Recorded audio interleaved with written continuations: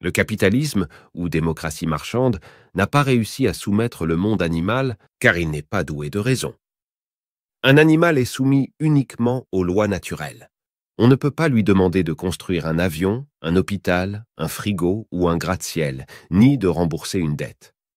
En revanche, le capitalisme a parfaitement compris qu'il était possible de faire payer des impôts et toutes sortes de taxes à un être humain.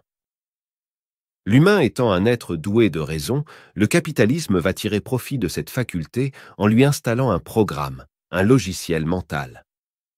Avec ce programme, le capitalisme va pouvoir tirer profit en pompant toute l'énergie de l'humain programmé durant la partie la plus active de sa vie.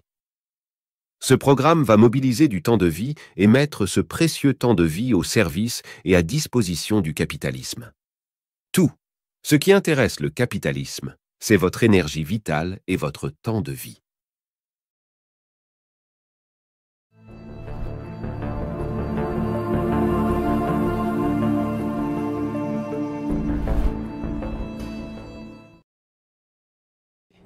Je vais leur donner toutes les informations. Laisse-moi te dire pourquoi t'es vraiment ici.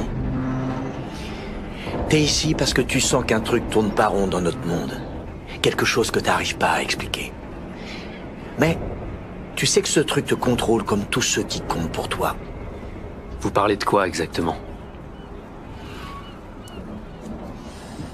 Le pognon. La monnaie, quant à elle, est une dette. Cette dette a des impacts psychologiques très puissants. Quand vous devez quelque chose, vous êtes dans le devoir et ne pas rembourser ces dettes entraîne la culpabilité. Au-delà de vous plonger dans une culpabilité constante, cette monnaie-dette va permettre au capitalisme de pomper toute votre énergie. Cette monnaie-dette est en réalité un outil de travail. Vous allez vendre votre force de travail contre cette monnaie-dette qui est fabriquée numériquement par un simple jeu d'écriture comptable et sans le moindre effort de la part des banques. Tout cela n'est possible qu'avec des êtres doués de raison et un formatage.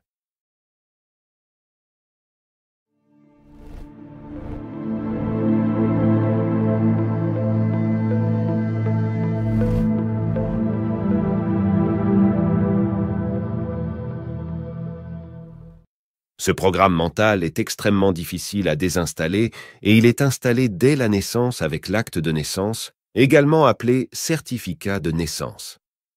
Cet acte de naissance est la première étape de l'installation du programme. Il crée votre identité, qui représente votre personnalité juridique. Cette personnalité juridique n'est pas vous, c'est un personnage fictif, non vivant. Cette personnalité juridique va avoir un droit de sûreté, qui est l'estimation de la valeur de votre vie, votre prix marchand. Elle va être titulaire d'un compte bancaire dont vous n'êtes pas propriétaire. L'argent sur votre compte est une promesse de dette et en cas de faillite, la banque peut ne pas vous payer, car une créance n'est pas un droit à la propriété. Votre nom légal ne vous appartient pas non plus, c'est une propriété de l'État. Votre nom légal s'écrit en majuscules, comme pour les sociétés. Chaque fois que vous donnez votre consentement verbal ou tacite pour représenter ce personnage fictif, le programme est activé. Il faut comprendre que ce programme est toujours en veille depuis que votre naissance a été actée. L'activation et la mise en marche du programme sont liées à votre personnalité juridique que vous acceptez d'incarner par votre consentement, à chaque fois que vous confirmez votre nom légal. Ce procédé est nécessaire car l'être humain n'est pas seulement doué de raison, il est aussi doté du libre arbitre, qui est un droit naturel. C'est pour cela que vous êtes libre ou non de représenter votre personnalité juridique. Ce n'est pas une obligation, c'est un droit. Le capitalisme cherche à réduire ce droit naturel, voire à l'effacer complètement pour que l'humain soit comme un robot dénué de libre arbitre. Fiction ou réalité?